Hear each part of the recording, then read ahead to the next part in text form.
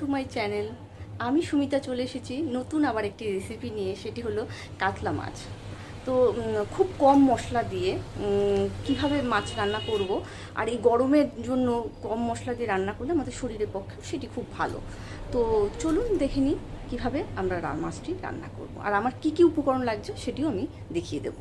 তো চলুন।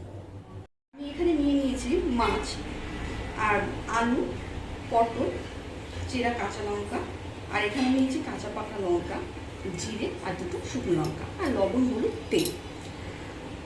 এখানে কী করতে হবে, প্রথমে আমি এই মশলাটা ভেজে নেব। তো আমি এবার মশলাটা ভেজে নেব। কড়াই আমার গরম হয়ে গেছে। প্রথমে আমি দিয়ে দেব কাঁচা লঙ্কা,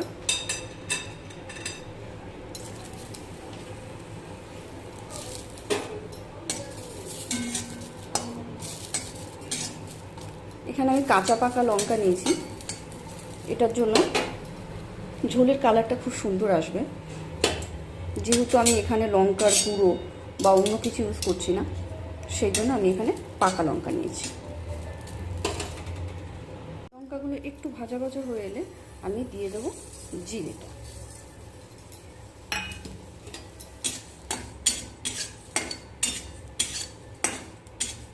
জিরেটা দিয়ে ভাজা ভাজা করে আমি এটা নামিয়ে নেব।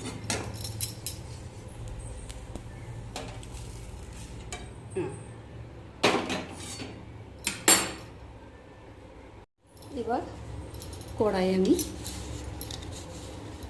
তেল দিয়ে দেব।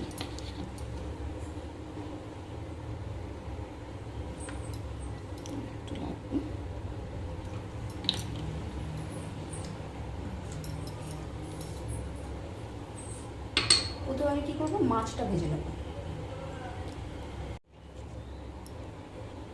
হলুদ দিয়ে, লবণ আর হলুদ দিয়ে আমি মাছটা ভালো মতো মেখে নেব।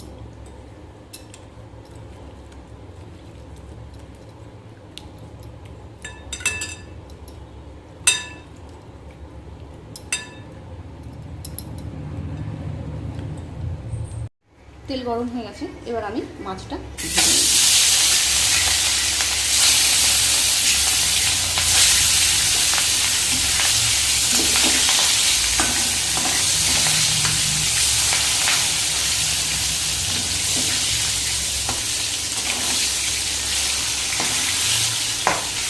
মাছটা ভাজা হয়ে এসেছে, এবার এটা আমি নামিয়ে নেব।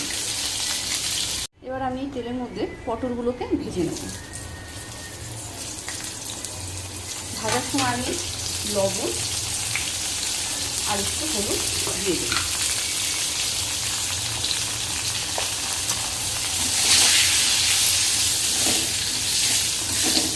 পটলটা ভাজা হতে হতে আমি যে মশলাটা করে ভেজে রেখেছিলাম, ওই মশলাটাকে আমি মিক্সিতে গুঁড়ো করে নেব।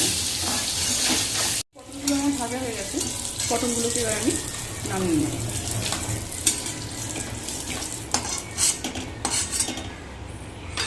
কড়াইয়ে দিয়ে দেবো তেল।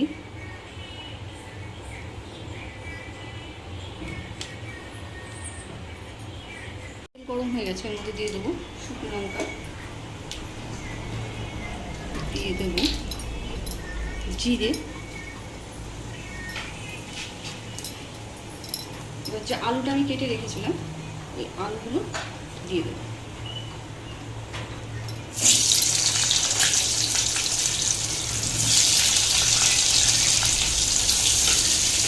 এর মধ্যে লবণ আর হলুদটা এই সময়ই আমি দিয়ে দেবো। এটাকে আমি ভালো মতো ভেজে নেব। আলুটা ভাজা ভাজা হয়ে গেছে, এবার আমি দিয়ে দেবো পটল।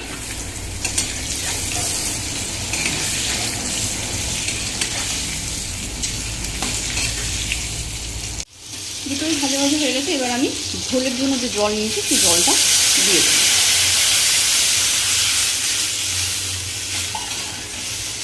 দিয়ে দিলাম।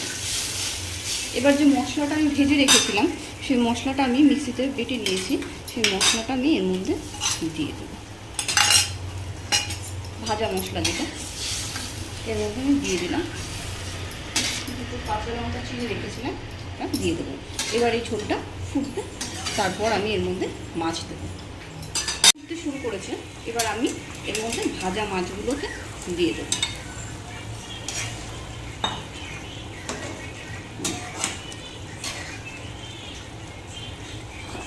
এবার মাছটা খুব আস্তে আস্তে, মাছটা দেওয়ার পরে 10 মিনিট রাখার পরে আমি মাছটা রান্না হয়ে গেছে দেখুন। তো আমি এরকমই ঝোল রাখবো, পাতলা পাতলা। তো এবার আমি মাছটা নামিয়ে নেব। তো আমাদের রান্নাটা কমপ্লিট হয়ে গেছে, আমি মাছের ঝোলটা রান্না করে ফেলেছি। তো বন্ধুরা, এই রান্নাটিতে খুব কম মশলা দিয়ে আমি তৈরি করেছি। এটার মধ্যে শুধু জিরে ইউজ করেছি, তাছাড়া আমি কিছুই ইউজ করিনি।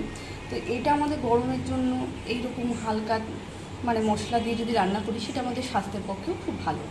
তো যাই হোক, রেসিপিটা যদি আপনারা বাড়িতে একবার ট্রাই করে দেখবেন, আপনাদের মনে হয় ভালো লাগবে। আর যদি ভালো লাগে তবে আমার চ্যানেলে একটি লাইক দেবেন আর অবশ্যই সাবস্ক্রাইব করবেন। নমস্কার।